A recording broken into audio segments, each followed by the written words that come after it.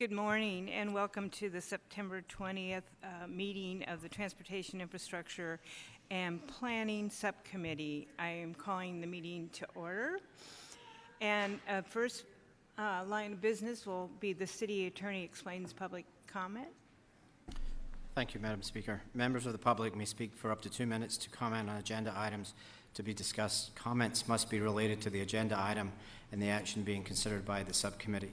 The City Council and staff cannot discuss or comment on matters relating to pending investigations, claims, or litigation. Additionally, any member of the public who appears before the subcommittee in their capacity as a lobbyist must, as required by Phoenix City Code, disclose this fact before addressing the subcommittee.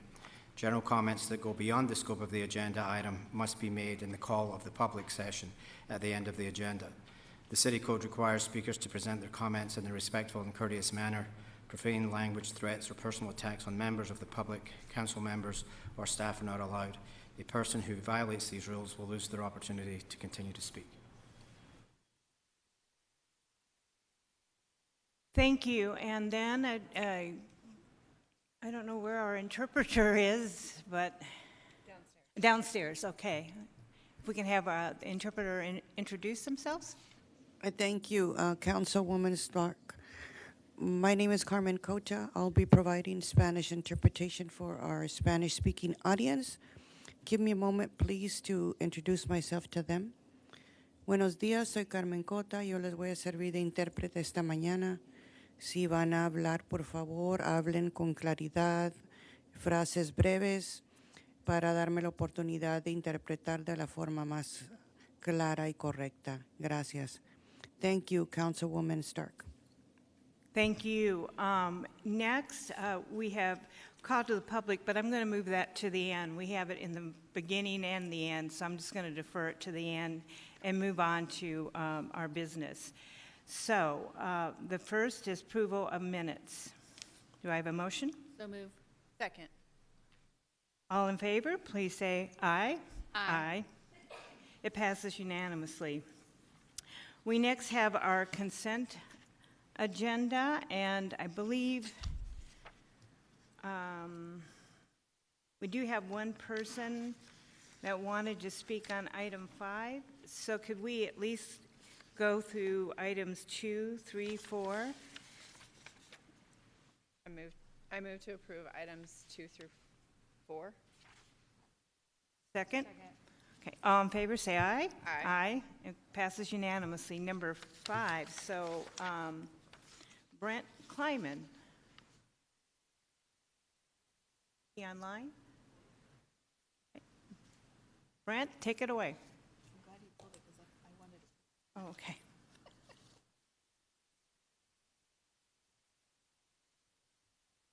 Brent Kleinman, are you available now to speak?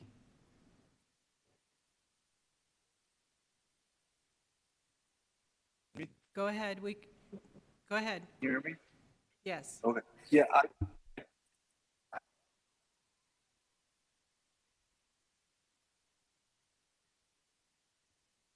Are you still there?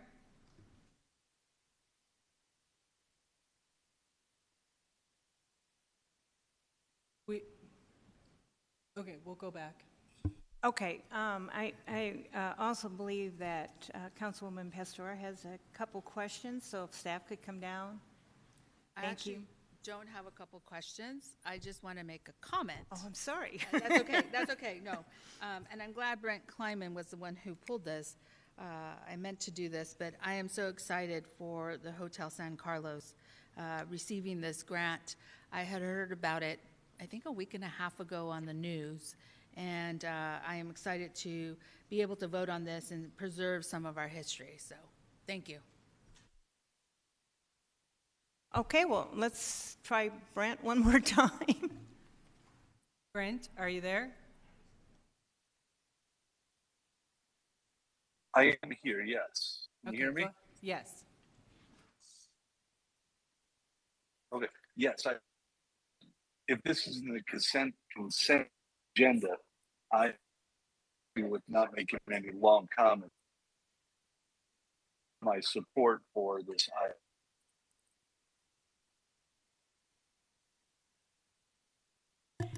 Thank you. We partially heard you.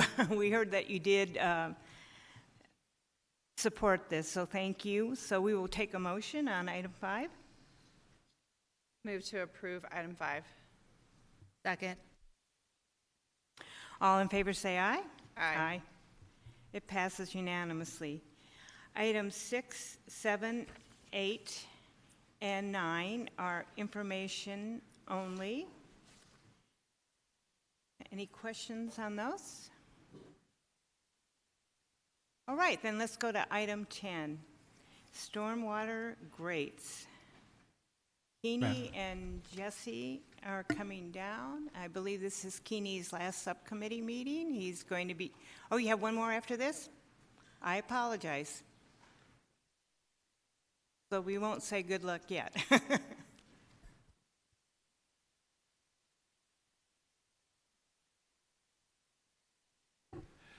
Good morning, Madam Chair and members of the subcommittee.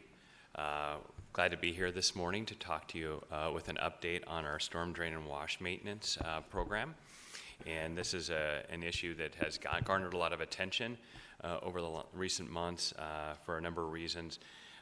Obviously, we had a wet winter where a lot of growth happened in a lot of our washes. We've had, preparation for monsoon season, which we didn't have much of a monsoon season, but, and then also we've had some rise in homeless encampments going on as well within the wash corridors as well. With me today is Jesse Duarte, our Street Maintenance Division Deputy Director. He's going to take you through the majority of the presentation, but this item is for information and discussion, and I think we're just waiting to get the presentation up here before we get started.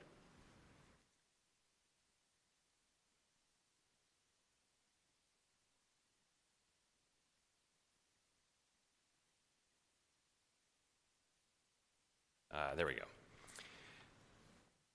So just to give you an update, we are, as a street transportation department, are responsible for a lot of drainage facilities and washes around the city, and this gives you an idea of the sheer numbers. We have 18 major washes that are in our responsibility as a city to maintain. That amounts to nearly 30 miles of wash corridors. And then in addition to that, as we have a lot of development that happens throughout the city, we have drainage that goes through a lot of those developments and some of those easement areas. We have nearly 1,000 of those, and that's over nearly 11 million square feet of area that we are responsible for maintaining. When it comes to what these kind of facilities look like, we go anywhere from the desert natural washes and channels that happens in a lot of the areas, the northern areas and the southern areas of the city, and those maintain the natural drainage path to be able to allow that water to flow from high points to low points.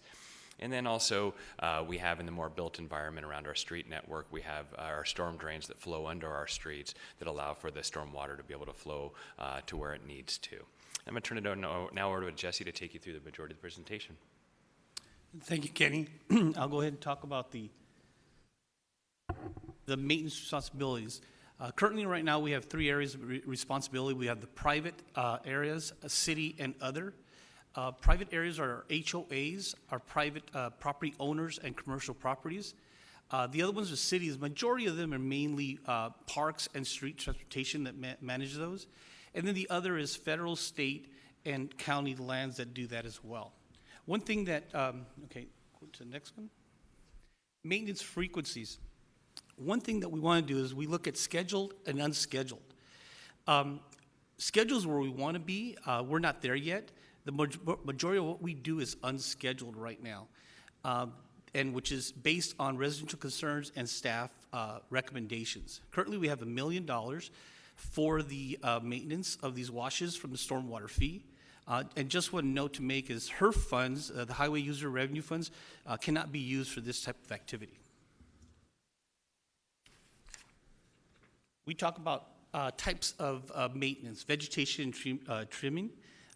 During storms or after storms, we get a lot of weeds, a lot of debris flowing through the washes, and we also get furniture, trash, everything going through those washes. Maintenance, we clean those up. The other air types of maintenance, and I'm pretty sure you've seen some of these before. These are smaller washes and drainage that create road closures for us. because of the flow of the water going through the roads. After storms, we come with staff and equipment to clean up the roadways, make sure that they're safe, and if for some reason we have to repair it, we repair it and keep it closed until the repairs are done. Then we have encampment cleanups and culverts. If you see the picture here, it's a before and after on this picture right now. To your left is before, and then to the right is after. We work very closely with the CARES program. Once we get the green light to go in and clean, we go in and clean it out, and then our environmental services contractor actually goes in there and power washes the whole area. The next one you see, this is actually the whole encampments that were in the culverts that were pushed out in this area. So these are the things that we're getting with most of the encampments that are there. Currently, right now, for the last 2 fiscal years, we were able to collect 547 tons of debris. What's interesting is currently this year, from July 1, we're up to 109 tons currently right now. As you know, we had issues in the last 2 or 3 years of hiring staff, and that's been pretty hard for us as well, trying to get employees hired. We were probably at about 50 positions and vacancies, and that's just street maintenance worker positions that we did not have. We're getting better, but we have fallen behind in these wash maintenance cleanups.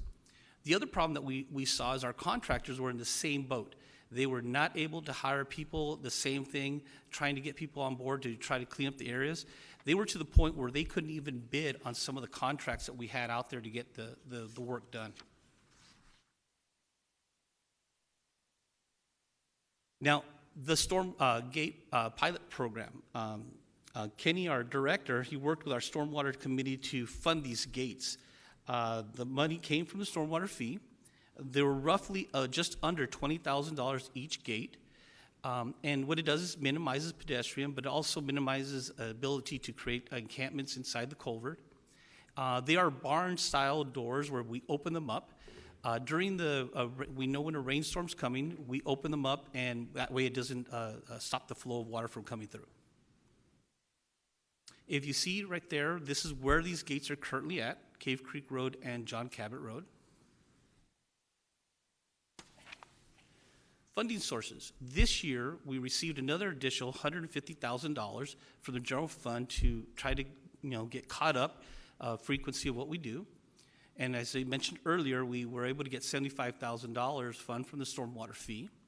And currently right now, I'm working with our Block Watch program to possibly fund additional gates. And with that, we'll take any questions. So, do you have any questions? Do you have questions? Do you have? Sorry, I do have a quick question. Sorry. Yes. Yeah, okay. Councilwoman O'Brien. Thank you. Jesse, I just want to make sure that I heard you correctly. As of today, since July 1 for this fiscal year, you've cleaned up 109 tons of debris? Okay. And did I hear you correctly, 50 vacancies in the city staffing? Say that again? 50 vacancies in the city staffing? Not anymore. A couple of years ago, we had close to just 50 within the street maintenance worker position. We're cut it down to, we're under 30 now. Madam, and we're, go ahead. I would say, Madam Chair, Councilwoman O'Brien, I note that we have, in the last year and a half, we've been working through our street maintenance worker apprentice program, and through that, we've seen success in being able, and especially with the compensation study changes that were made by council, though we're seeing an increased number of candidates coming through there. It does take a while to get them trained up and working, but we are seeing improvements on our staffing levels, especially in that area of street maintenance division. So approximately how many positions do you have? In our department right now, we have about a little over 200 vacancies. And that's, I don't have them broken down by division, but Jesse's is our largest division, street maintenance, so they have the largest number of vacancies. On a percentage-wise, can you 200 out of how many? Out of about 760, so it's anywhere between 25 and 30% vacancy rate.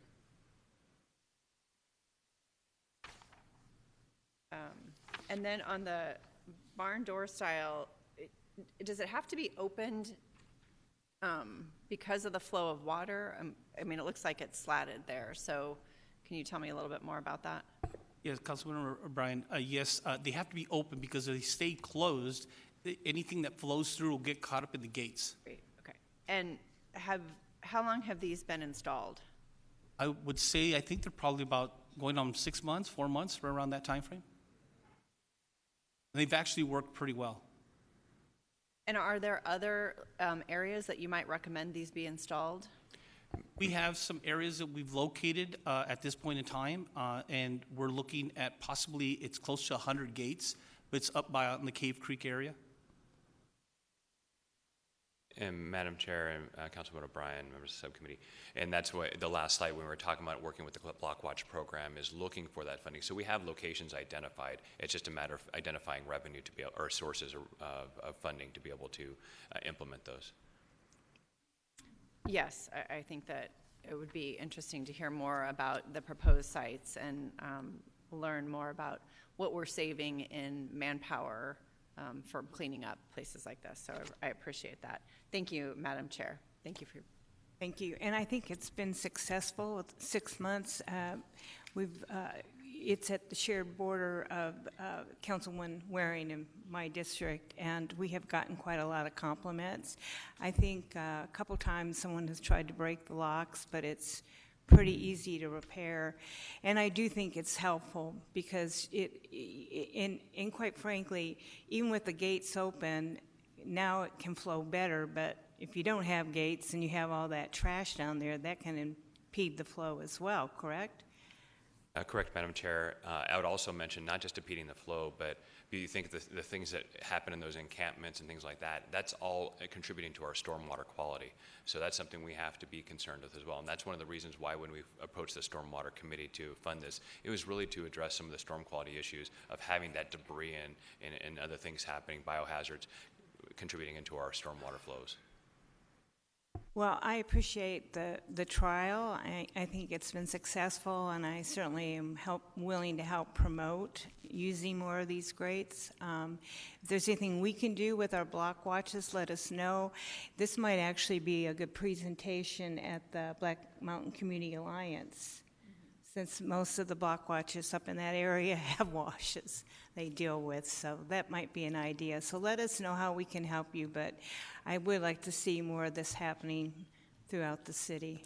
Yeah, Cactus Park also has, or on the west side of the freeway, we have some washes too, so possibilities for presentations there as well. Great. Any other comments? All right, well, thank you so much. Thanks for your work on this.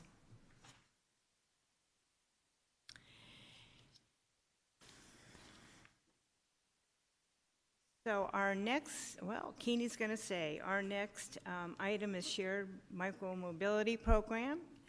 You're going to give us an update on what's going on. And I believe we do have some speakers on this as well. We'll let staff present first, and then we'll take the speakers. Thank you, Madam Chair, members of the subcommittee. Glad to talk about this topic as well. This is one that we've been kind of patiently waiting to have this conversation and have this update for you.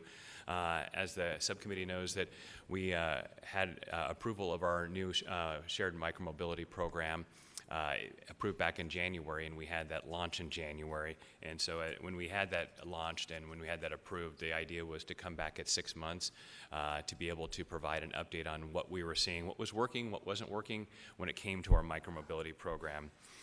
So we did come in June to the subcommittee to provide a brief update on some of the things we'd seen thus far in the program. So what we're going to be talking about today is kind of providing a little bit of the data, some of the information about how the program has operated over the last 6 months. With me today is Brianna Velez, our Assistant Director, and she's going to take you through the majority of the presentation. But one of the things that we're going to be talking a little bit of some administrative changes we're potentially going to be making to the program to be able to better react to what we're seeing out there in the first 6 months of the program, and also laying out some of the changes we might be looking at in the future to be able to grow and expand the program. We don't have our vendors currently with us here in person, but I do believe we have at least one of the vendors online if there are any questions for our vendors. So going over the current program, we do have two vendors, Spin and Lime. They are our two vendors that are contracted with the city to be able to provide these services. When it comes to their fleet size, we allow them up to 1,500 vehicles maximum per vendor, so a total of 3,000 within the operating area. As part of our contract requirements, we also established equity zones to ensure that we had vehicles available throughout the operating area, regardless of maybe how they perform or operate or being utilized. We want to make sure that the access to these devices is provided equitably across our operating area. The last part of it, another part I wanted to highlight here was the percentage of the fleet that's deployed using either traditional or e-bikes, electric bikes. There's a requirement for 20% of the fleet to be provided that way. I would note that a lot of conversation is about e-bikes or pedal bikes, and I'm sure the council's heard a little bit about that as well, and we might hear about that later today. I would mention when we talk about e-bikes can operate exactly like pedal bikes.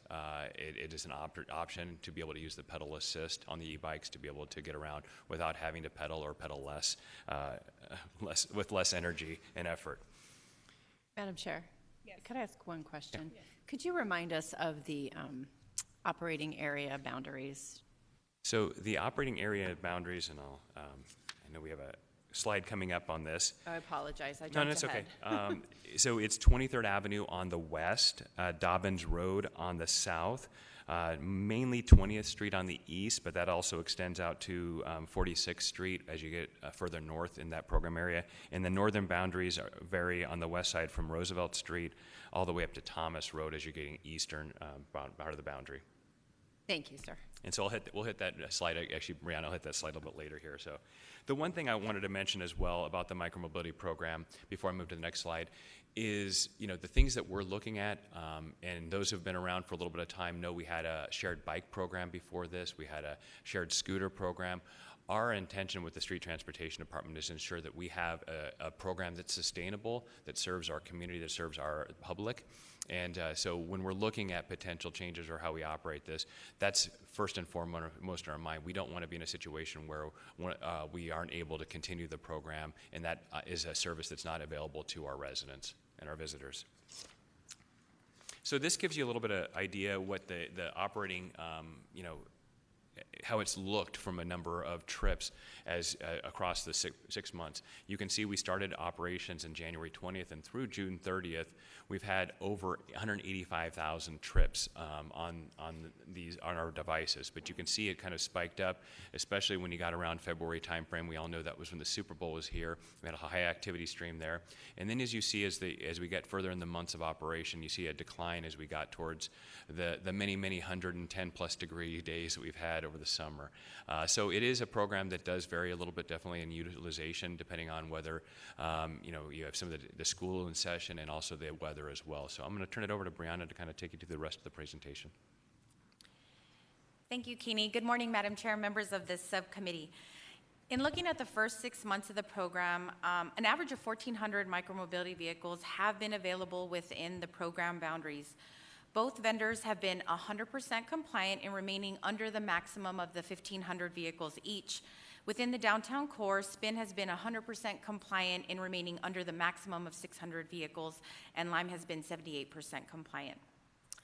So one of the key metrics for evaluating the performance of a shared micromobility system is the number of trips per vehicle, or the utilization rate.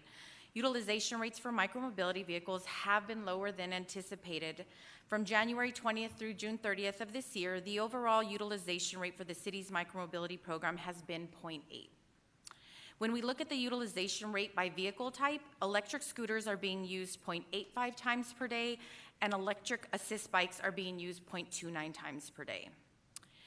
Phoenix's program currently has 2 vendors, which meets industry standards for the size of our market. In May 2023, vendors Lime, Spin, Super Pedestrian, and Bird all praised Phoenix in a public statement about micromobility best practices for having the appropriate number of vendors in the market. In looking at the equity zone compliant, on average, 19% of the vehicle fleet was deployed in equity zones during the first 6 months. The program does require 30% deployment in equity zones. There has been a gradual increase in compliance during this time, with June as the highest month of compliance at 26.1% of the fleet being in equity zones. Utilization rates in equity zones have also been relatively low, with an average of 0.4 for e-scooters and 0.2 for e-bikes. The map and the data provided by our vendor Lime shows the number of trips in each equity zone with data reflected from the past 6 months. The most ridership has been in zones 4, 5, and 6, which are in Central and East Phoenix. We anticipate more activity in the South Central Light Rail Corridor once the construction in the area is completed and the extension opens, which will create opportunities for first and last mile connections to transit. For bicycle compliance during the first 6 months, on average, e-bikes consisted of 7.6% of the vehicle fleet.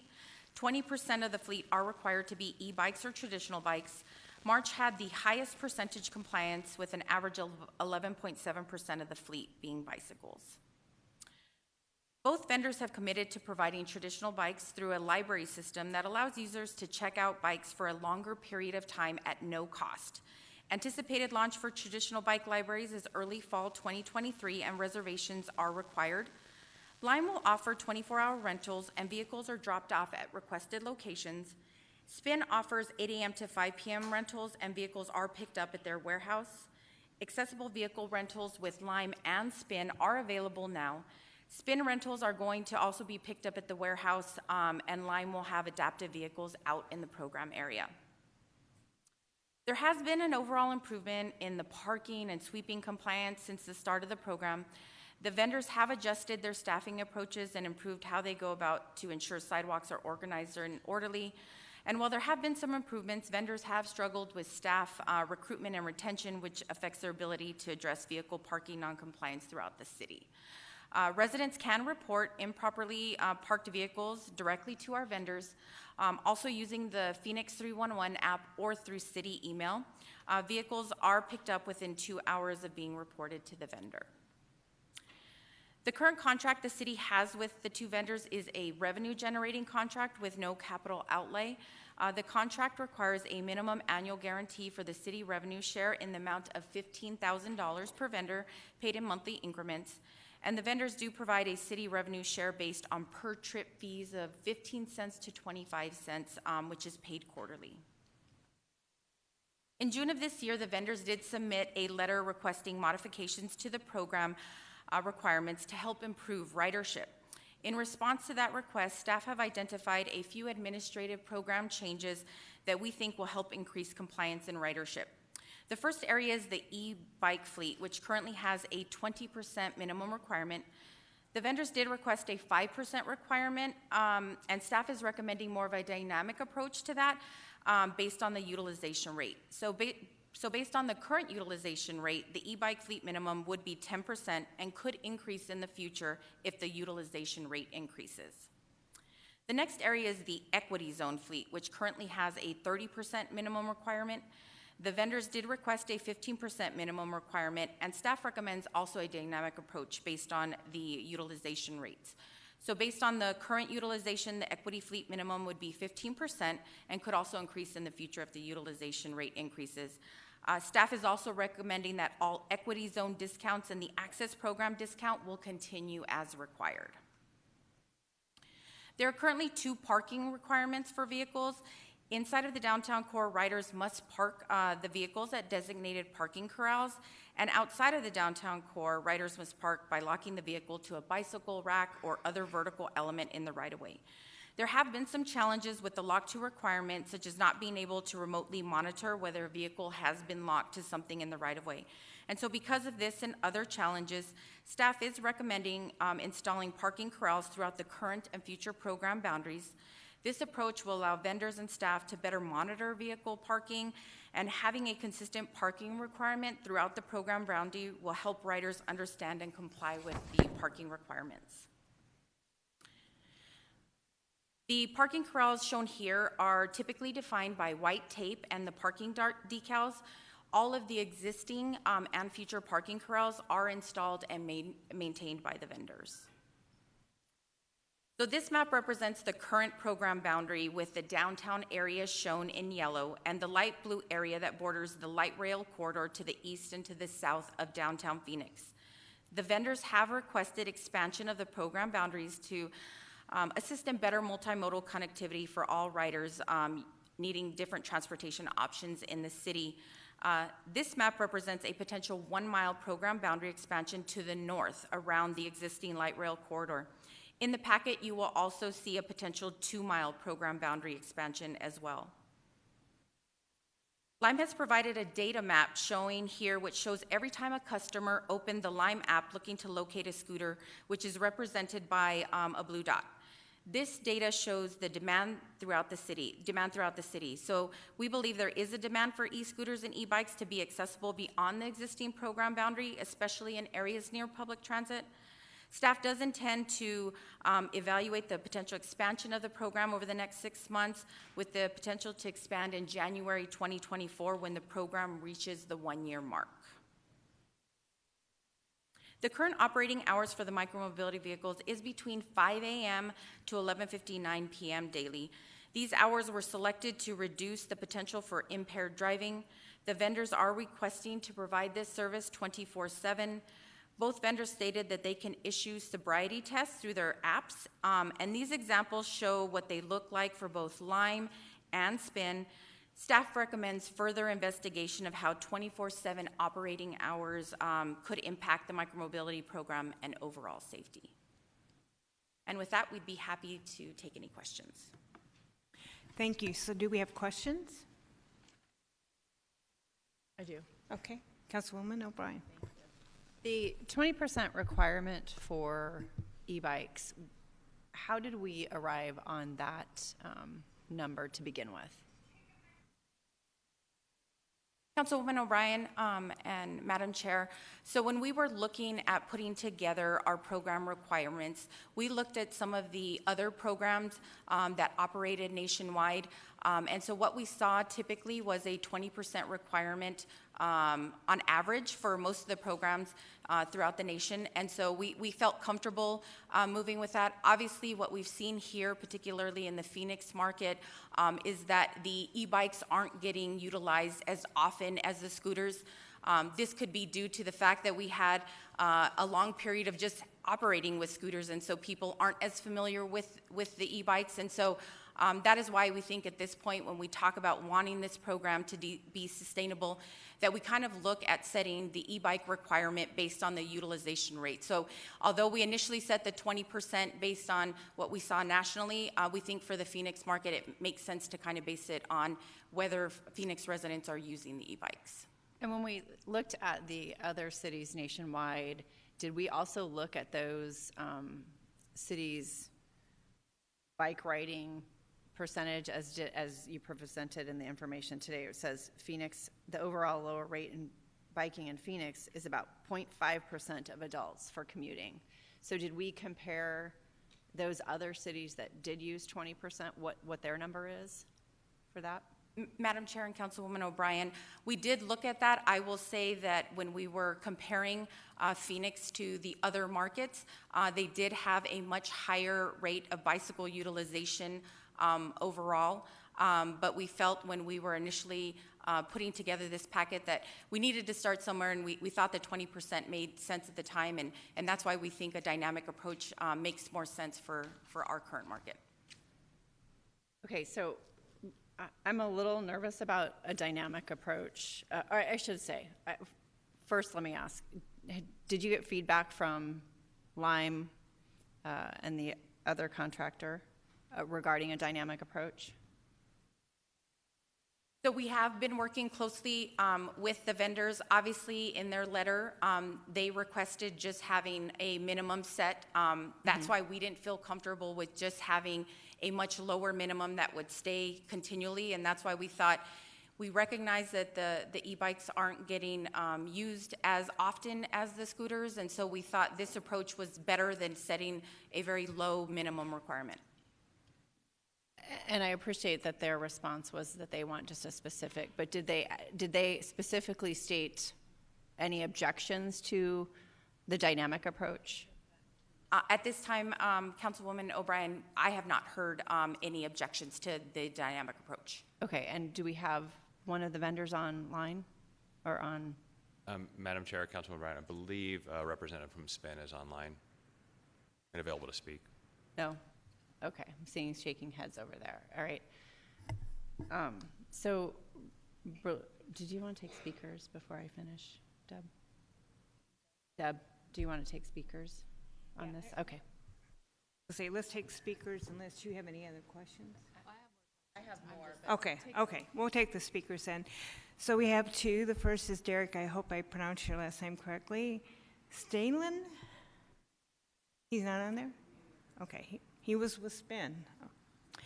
And the other speaker, Ryan Boyd, is not on either. Okay, I guess we don't have speakers, so we'll Madam Chair, we continue. do have one person in person. Patrick McDaniel is here to speak on this item. Sorry. I didn't have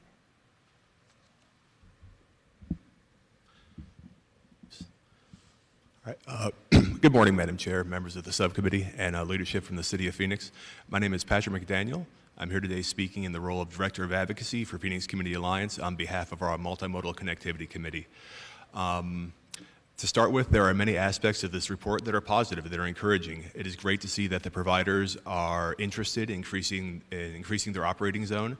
It is great to see that the providers are willing to take steps to inhibit impaired riders from using their devices, and also that there's a desire to create a greater connectivity to our current light rail system. However, there's one aspect of this report that we at PCA and our Multimodal Connectivity Committee find unacceptable, and that is the aspect of the proposed library or checkout system for pedal bikes, traditional bikes. Why is that unacceptable? One of the providers initially agreed to provide pedal bikes in the right-of-way, meaning they'd be accessible to pretty much everyone that walked by, and one of the providers agreed to providing them through a checkout system. Now, both providers want to either have them in a checkout system or a delivery or a library system. This is an artificial barrier. This is a barrier designed to be cumbersome. This is a barrier designed to inhibit the end user from accessing these bikes. Who actually is going to go drive to go pick up a bike?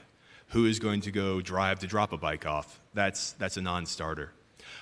These are artificial barriers designed to lower the access to bikes so that in a year from now, providers can say, hey, you know what? We had no one use these bikes. Let's go ahead and scrap these to begin with. This isn't a case of taking the path of least resistance. This is a case of the providers not even trying. So we at PCA urge members of the TIP subcommittee to compel providers to provide traditional bikes in a manner consistent with the original agreement, and to provide these for the residents of downtown Phoenix. Thank you for your time and the opportunity to speak today. Thank you. Thank you. I do believe there is someone online that does want to speak from one of the companies. Do you?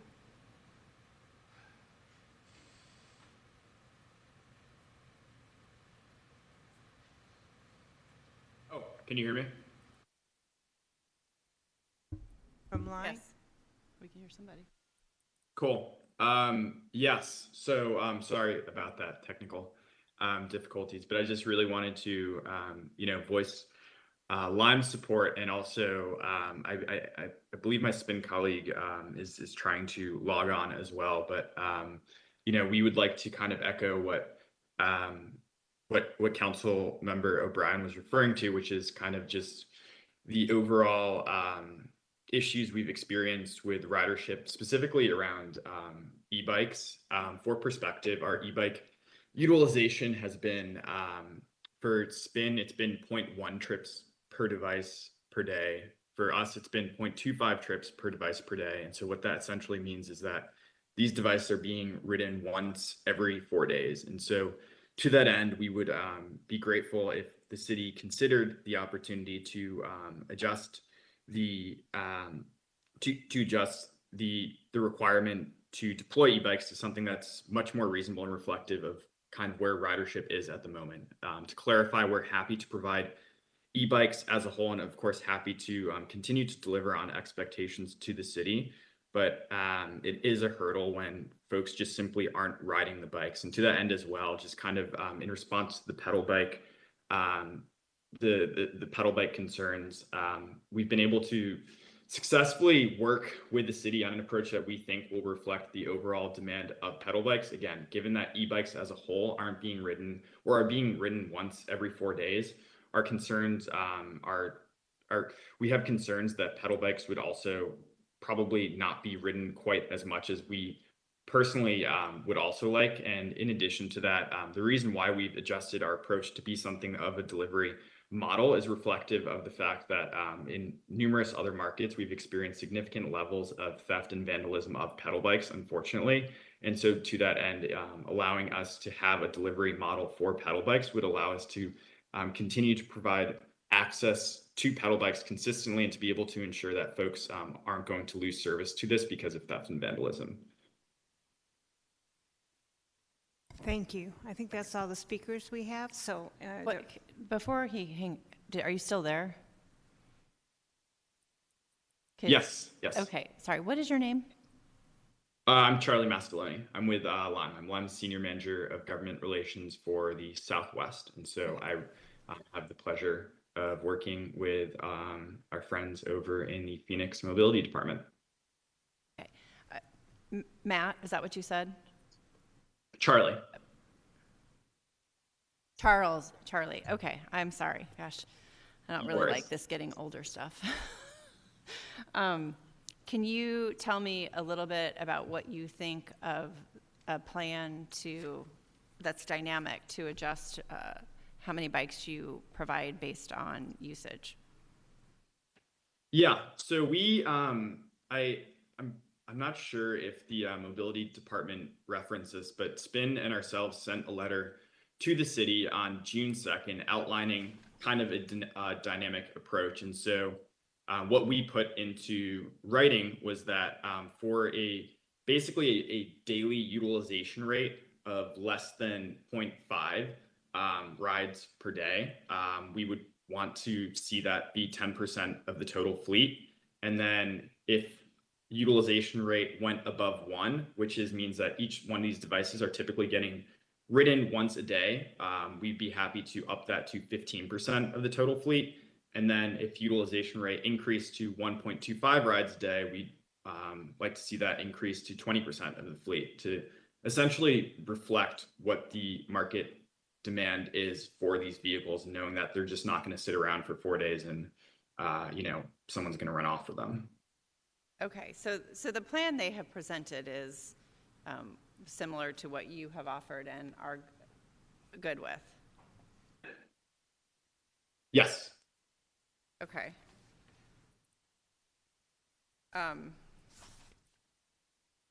Don't go away. Still here. Great. And I guess before Councilwoman Pastor, I'm curious because some of these recommendations are not coming till January.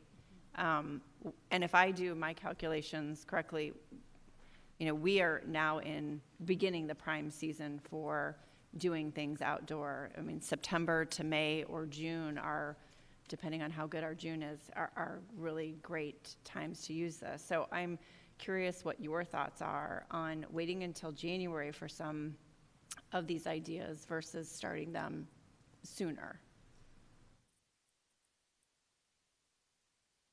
I'm asking you, ma'am. I'm not sure what my thoughts are. I have plenty of things to say, and I want to be respectful.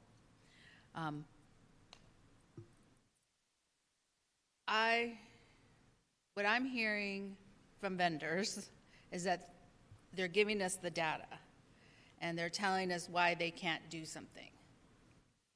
What I am hearing from community is that they want bikes. So either we figure out, I represent community.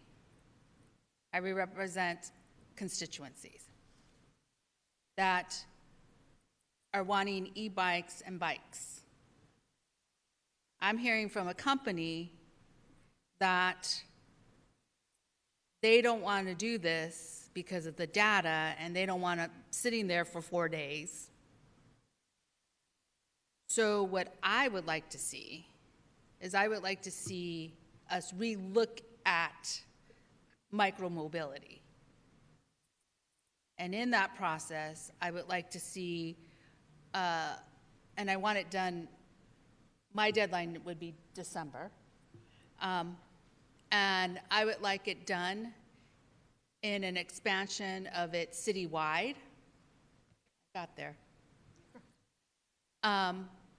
And in this process, I want where the expansions are happening, met with community leaders and community neighborhoods. This summer, I started that conversation with District 4 on micromobility. I now, and the summer hit, and then July and August hit where everybody's gone. And so we were going to pick up the conversations again in October. But I will accelerate it because I believe that we need to really, if we're going to do this, do it citywide, test it out, and be able then to adjust as we go. I would also like to add more vendors to this space. And these are just my thoughts as I'm listening to the conversation and understanding the behind-the-scenes conversation. So I'm where I'm at because I think there should be an expansion. It should be citywide. It should be, staff needs to meet with each district's neighborhoods and add more vendors. And in that, bikes are included. Pedal bikes and e-bikes. Thank you. So, sorry about that. Just to be clear, you'd be willing to look at to the end of December so we could get some data? That would be 3 months. Come up with a plan. Oh, to come up with the plan, then come back about the expansion. Okay, got it. So it's not necessarily expanding yet, but doing expansion, showing what other vendors might be available, and come with a better formula for the bikes. Yeah. So, Madam Chair, members of the subcommittee, the one thing I wanted to point out is the things that we were going to work on and make changes administratively right now were the bike fleet mix and the equity zones that we talked about, the changes we were looking to make. The expansion boundaries or even looking at 24/7, that was not something we were looking to move forward and before January. So there are some changes we were looking to make right now as staff. But if the subcommittee is not comfortable with that, we can hold off on those changes. But we're making the changes based on what we're seeing, what's happening here in Phoenix with the feedback we're getting from vendors, the utilization, and those are, relatively minor changes. But the expansion boundary that Councilwoman Pastor is talking about, that's obviously a much bigger change, and that was the one we were planning on coming back in January and talking about. But we can definitely move the schedule up to December as you're talking about. Yeah, I would accelerate the schedule and roll it out, or come present it in December, instead of just doing in increments, expansion citywide, and looking at those pieces, seeing where we're going to park these micromobility.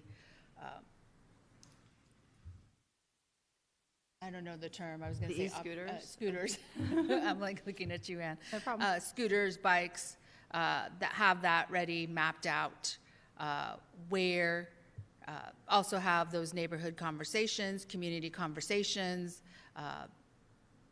Be very clear on the rules, because one of the things that's still happening is that scooters and bikes are being ridden on the sidewalk. And so I want to make that very clear that we have a policy on that, and how that's going to expand out into the further districts, and what does that look like? And then be able to add more vendors, because if we're expanding citywide, we're going to have to be able to add more vendors. Madam Chair, looks like Derek Stalen, the representative of SPIN, is now available to speak. All right. Craig. Hi, good afternoon, Council. How are we doing?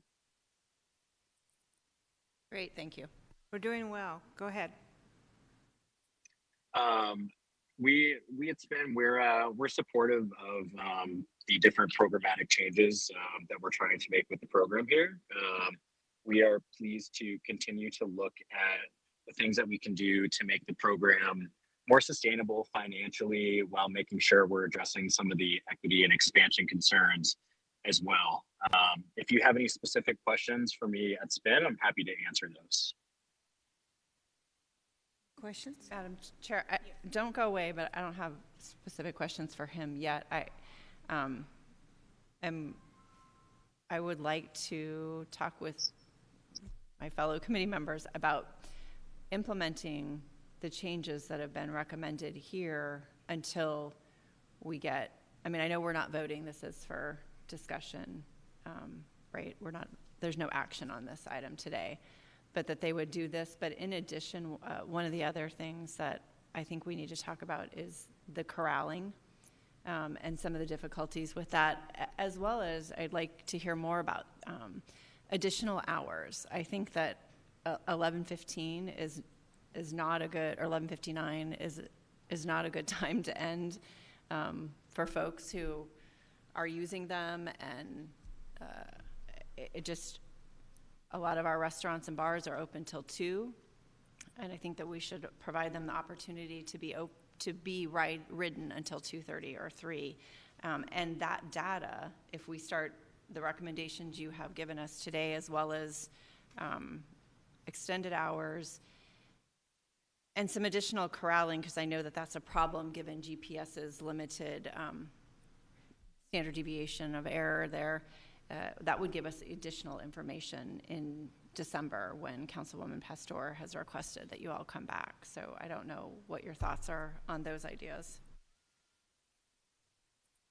Are you okay with that? Well, I want to expand it citywide. Right. So this expansion's not citywide. This is just on the light rail, if I see it correctly and read it correctly. So I want to expand it in December citywide. I want to plan on how it's going to be implemented citywide and have those community conversations and be able to come back and say, we have identified these areas citywide, and the corralling, everything, expansion of hours, all of it, I guess is what I'm saying. Yes, I agree with that. I apologize. On the boundary one, I was trying to say, could we do hours and then the bike? So is the bike fleet change happening? Maybe I need clarification. Is this bike fleet changing?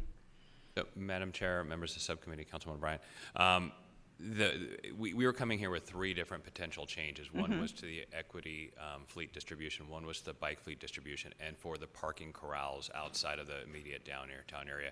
From what I'm hearing from the subcommittee, what we heard from the public as well, what we would intend to move forward at this point in time would be moving to corrals in the existing operating area, and we make the changes to the equity fleet, but we would not make changes to the bike fleet distribution at this point in time. That's something we'd bring back in December, along with a discussion of expansion of the boundaries to citywide, as Councilwoman Pastor noted, looking at the operating hours as well, and also a plan for the community outreach to enact that. Does that sound about right? Yes, but I want you to, not to enact it. I want an engagement beforehand of writing this plan. Absolutely. So that we can hear from the communities what they want and how they want it, and then be able to incorporate it. So coming back to our December agenda with expansion citywide, discussing the corrals, looking at the percentage of the bikes and meeting with the community, and then we'd roll it out after that and see how it works citywide? And hours as well. Okay. So I guess we need to start letting our community know that we're going to look at it citywide. Are we okay with that? Okay, Great, thank you. Madam Chair, members of the subcommittee, I just want to clarify, in December, staff will be coming back with a plan of how we could work on citywide, because that would be a separate procurement process and a discussion, but we could identify the neighborhood groups, how we could roll that out. That's what's coming back in December, not a plan that is going to make it happen, the following month or anything like that. It's going to be, here's how we're going to make this happen to expand citywide, so staff understands correctly. No, it's your latter. That it happens between now and December. So, Madam Chair, members of the subcommittee, staff can look at that, but I don't know that we can make that happen with a procurement and going through the process to expand from what we currently have to that much larger area. We have, based upon the prior procurement and contract, we have what we have with those boundaries, and we can look to see what we can expand. I just don't know that we can guarantee that can happen in that short of a time frame. We'll see what we can do, but I just want to put that out there, because I think that given the significant expansion from what it is to the entire city, that's a much larger area and process to work through. No, I agree with that, but if we're going to, at this point, if we're going to do a plan, we might as well do it citywide, and be able to have those pieces. I understand the procurement process, and there's ways to figure that out. So I'm pushing now. Madam Chair, Councilman Pastor, we will absolutely come back with a plan to be aggressive of how we can implement that citywide in December. Okay. That would be fine. As long as the community engagement pieces, for me, that's what's really important, is the community engagement pieces. Yes, we'll include that as part of that, aggressive plan to implement it, how we'll do the outreach. Okay, thank you. I think we have direction now, so thank you. Keeney's smiling because he knows he's retiring. I kind of figured out to do it now. Yeah. Okay, our next item is 12, Transit-Oriented Development Capital I-10 West Light Rail Corridor. Recommendation for award. Yes, Madam Chair. Here on this item is Sarah Brown from the Light Rail Administration Team, along with Joelle Carrasco from the Planning and Development Department. I'll mention Marcus Coleman, our Light Rail Administrator, would normally be here for this item, but he's in D.C. This week at the Congressional Black Caucus Legislative Conference, and so he's representing the city there. Sarah and Joelle will cover this item. One thing I want to mention about this is when the legislature adopted the extension to Proposition 400 recently, it did require a change on our capital extension and the route we take on that. And so we're currently taking a look at some alternative routes. But after looking at this project, we're recommending moving forward with this, and Sarah will get into why that is and talk about the boundaries of the study area and all that. But I just wanted to mention that that's part of what the decision that went into this, and now we're ready to move it forward. So I'll turn it over to Sarah. Thank you, Mario. Madam Chair, members of the subcommittee, good morning. I'm glad to be with you today to talk about the Transit-Oriented Development Planning Project for the Capitol and 10 West Corridor. So the City of Phoenix applied for a transit-oriented development federal planning grant, and we're fortunate to receive a $2 million award for this project. The purpose of the grant is to help fund projects that will build a framework to improve the investment environment around key transit areas, while also increasing ridership, connectivity, and access to transit hubs. The planning project here for the TOD, or Transit-Oriented Development, will result in 2 TOD policy plans, one each for both the Capitol and I-10 West Corridor. The slide is not going through here. Oops. I apologize. It's my first time here. So these policy plans are going to guide and enhance development that's going to benefit both current and future residents in these communities. And all of this is going to be driven by community input, and we're going to be working with the private sector to capture the community's vision and make sure that that is implemented into these policy plans. So it's been a while since this project has come before the subcommittee, so I would like to provide a quick recap of the TOD study area. So right here you can see the capital study area is generally bounded by 7th Avenue on the east to I-17 on the west, and then I-10 on the north and Union Pacific Railroad on the south. The 10 West study area is generally bounded by I-17 on the east, 83rd Avenue on the west, and Canto Boulevard and Osborne Road on the north, and Van Buren Street on the south. And as Mario mentioned, Senate Bill 1102 related to the extension of Prop 400 was recently passed by the legislature and signed by Governor Hobbs, and we're thrilled that the community will have an opportunity to vote on whether they would like to continue this transit funding source, but there was some language that has altered the current route at the Capitol. So this image is a closer view of the Capitol study. The red box shows you that restricted area that is outlined in Senate Bill 1102.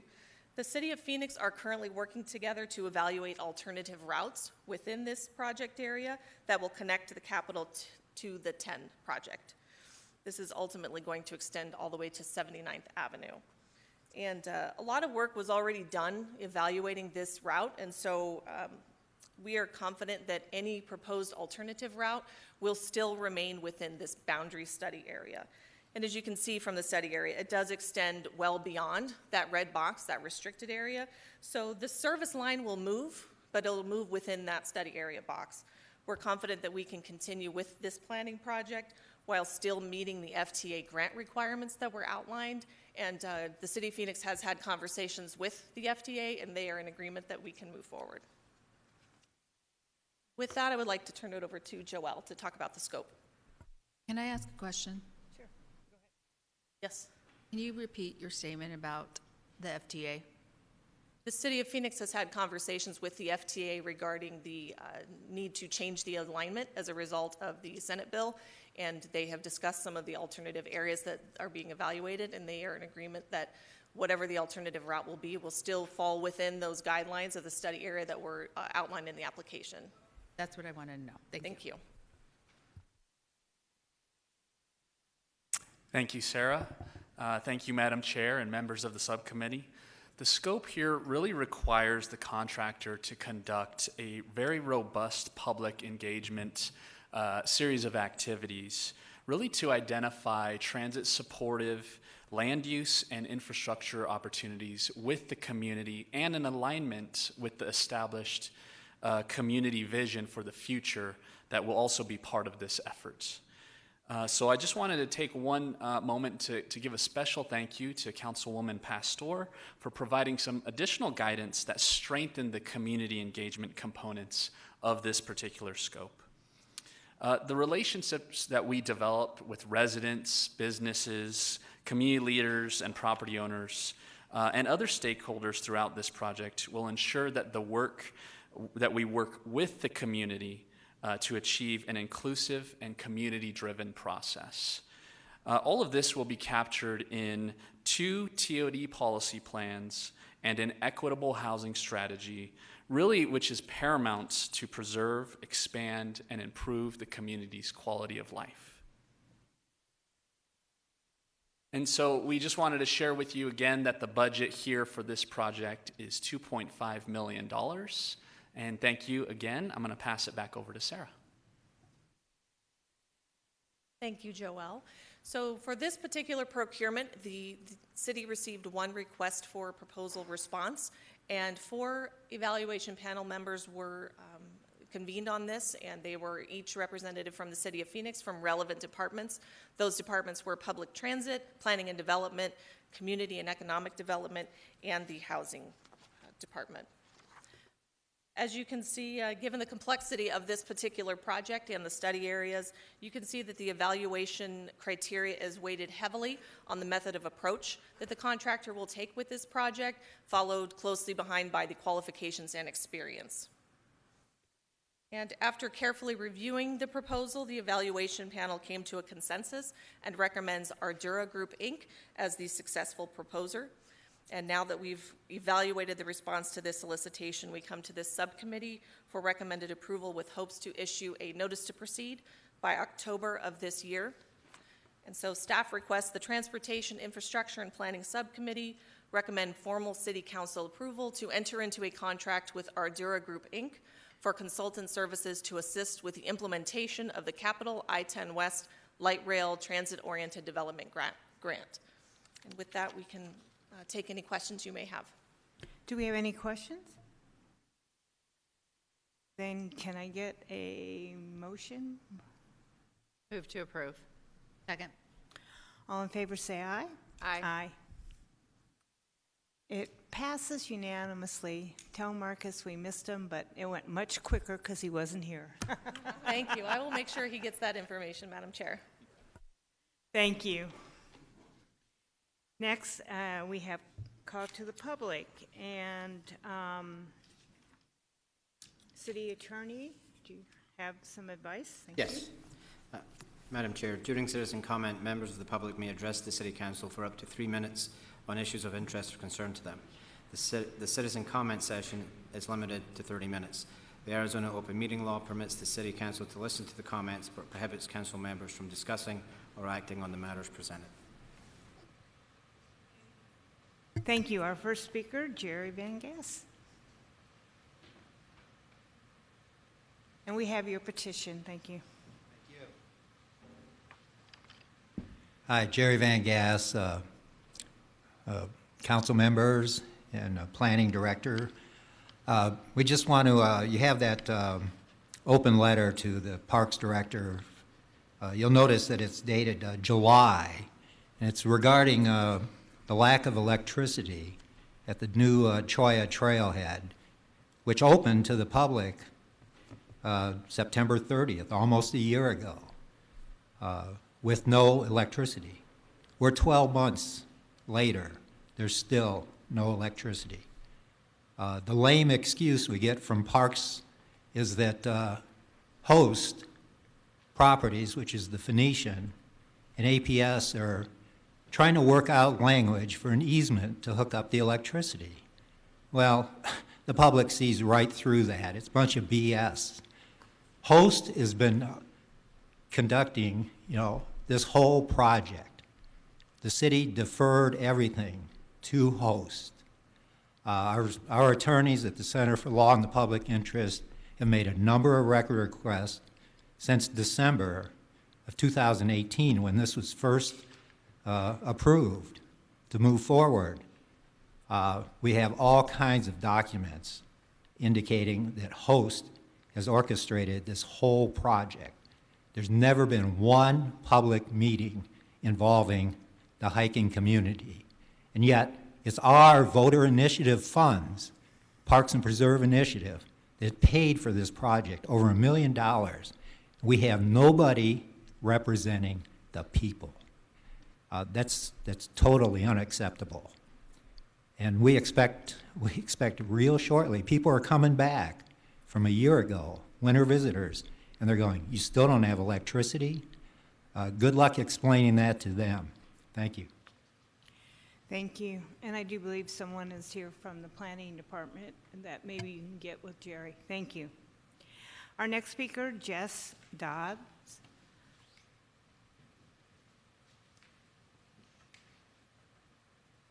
Good morning. Thank you for hearing me. I am here on behalf of the hiking community. And it has been a very long year with no electricity.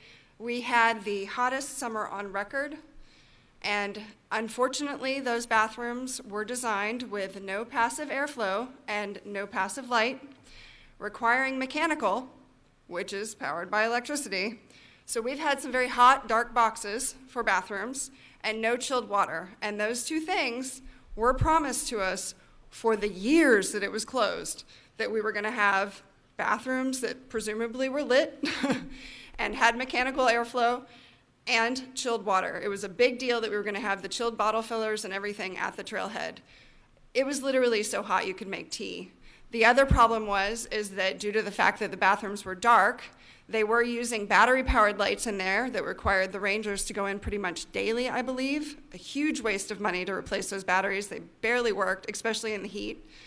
So this led to people leaving the door open while they went to the bathroom. So that was the best case scenario. The worst was when the gentleman decided that they would just open the door and sort of relieve themselves wherever from the door. So this is really horrifying that our brand new trailhead is not actually complete. And there was a Parks Board meeting where Cynthia submitted that this was one of the completed projects of 2022. It was not. It's an absolute flat lie. It is time that this get done.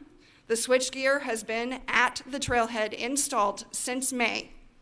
All we are dealing with is two very slow entities, being Host Properties and APS, who basically neither one of them has a care in the world about this. This is not a priority to them, but it should be a priority to the Parks Department and to the city, because this came out of 3PI funds. It is a taxpayer initiative fund. The hikers there, the locals, are taxpayers. This also very poorly represents our city to our visitors, and we are about to enter the onslaught of hiking season. I was there at the trailhead during the summer, because I volunteer quite a bit, and I overheard visitors and people from out of town talking about how this must be an old trailhead because there's no lights in the bathroom and there's no chilled water. So basically our brand new trailhead that so much money has been spent on seems defunct. We seem like a joke to people coming to visit. I really think that it needs to be a priority that this get done now, because it is 1 year later. And I've been complaining about this for a year, and I'd really love to move on to other things. Thank you. Thank you. Our next speaker, Tim Sierakowski.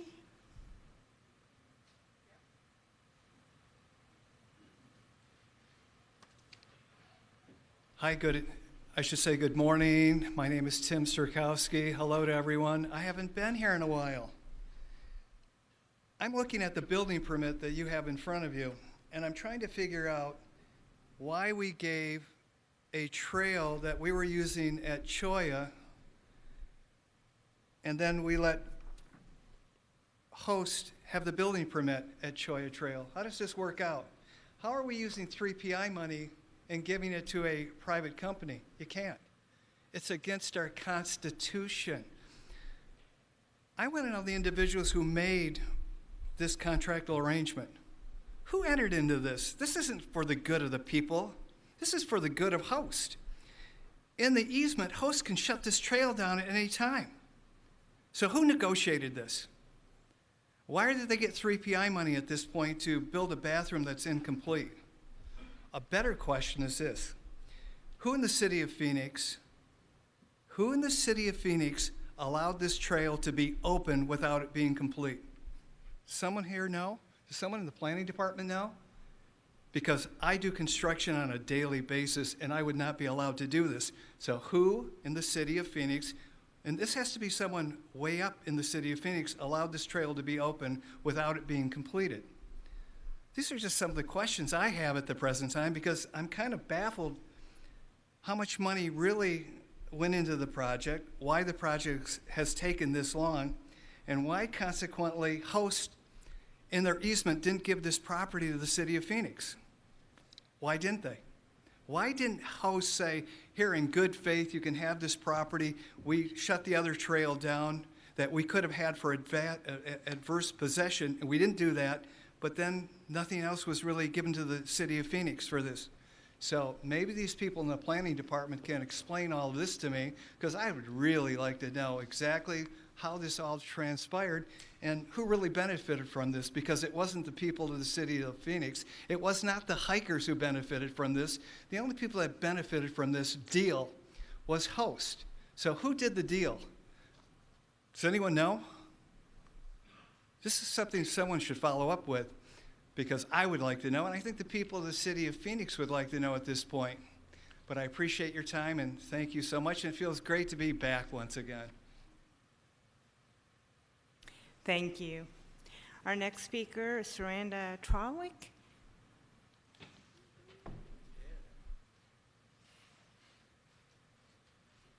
I hope I didn't butcher your name. Good morning, Madam Chair, City Council members. My name is Saranda Trewick. I'm an employee with SSP America at Sky Harbor, located with Four Peaks Brewery in Terminal 4. I'm here to talk to you today about some serious concerns in our workplace. Since mid-August, my coworkers and I have reported to our management seeing cockroaches and rats in our restaurants. In Payway, Matt's Big Breakfast, Four Peaks, and other Terminal 4 restaurants operated by SSP on multiple occasions while on the job. We shouldn't have to put up with this where we work, particularly in our kitchen areas, and where we are expected to keep counters and other food prep spaces clean and sanitary. The OSHA complaint filed yesterday alleges that our employer, SSP, has failed to maintain our workplace to prevent cockroaches and has failed to implement an effective extermination program. Earlier this month, my coworkers filed an OSHA complaint against the company about a separate problem with rats in Terminal 4. We ask that the city investigate and make sure that workers at SSP are able to work in spaces that are clean and cockroach-free. There have been pictures that have been documented and reported to our company on multiple occasions that we've had swarms of cockroaches in the back, rats, and we just ask that the city investigate this and fix the problem. Thank you. Thank you. Our next speaker, Winona Rue.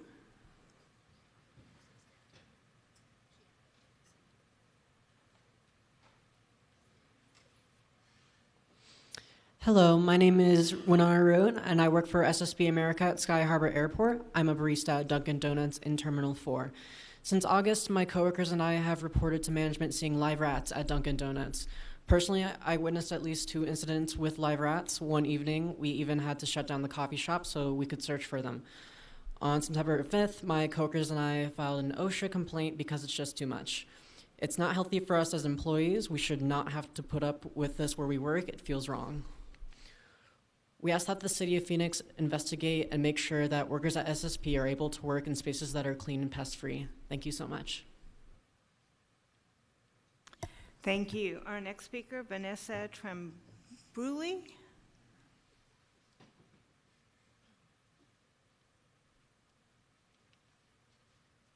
Good morning.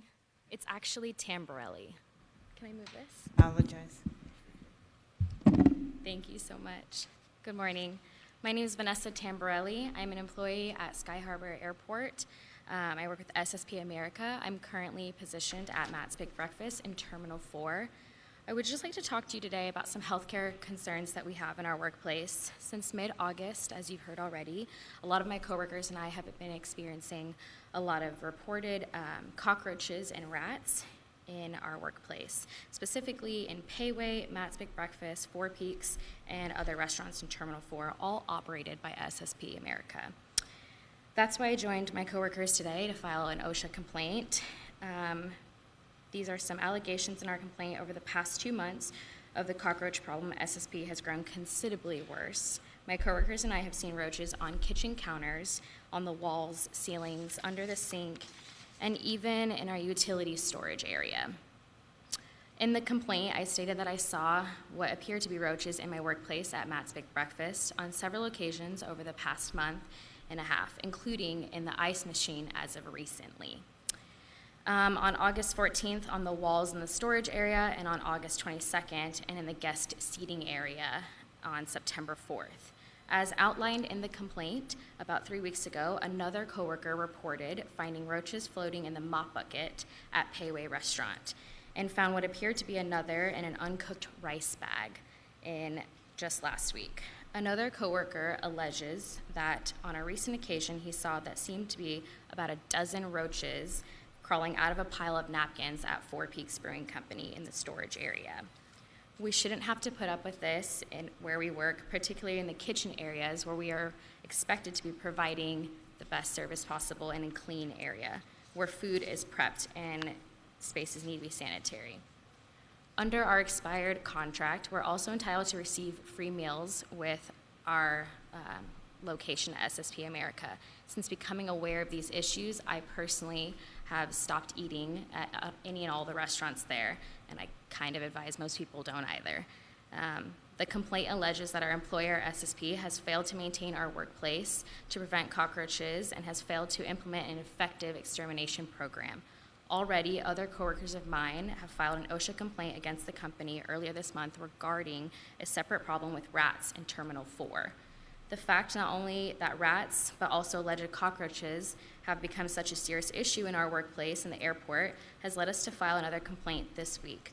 We asked the city also investigate and make sure that roaches at SSP are able to make sure that the workers at SSP are also able to work in spaces that are clean and cockroach-free. Thank you so much for your time. Thank you. Our last speaker, Vanessa Ortega.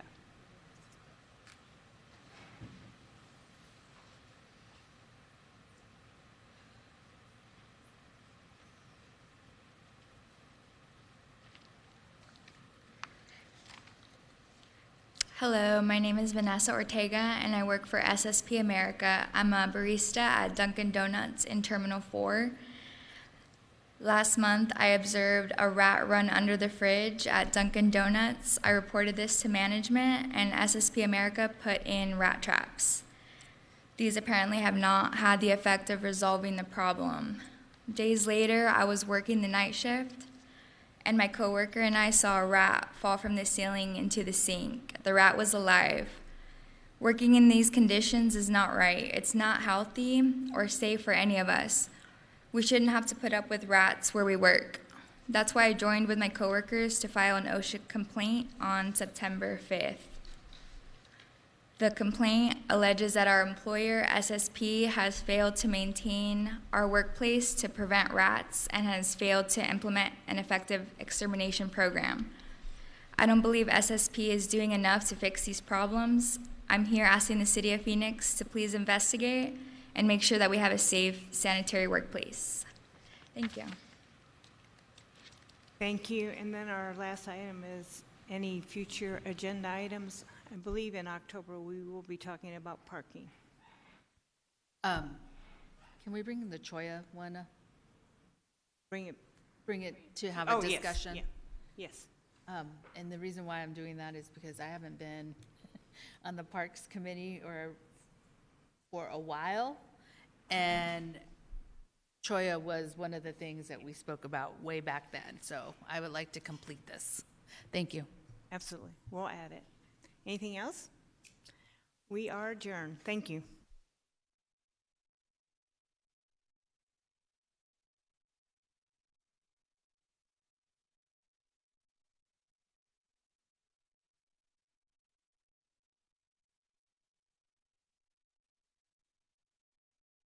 Worked with Taros Health and Representative Jen Longden earlier this year to host a free Narcan training where attendees received a free box of Narcan.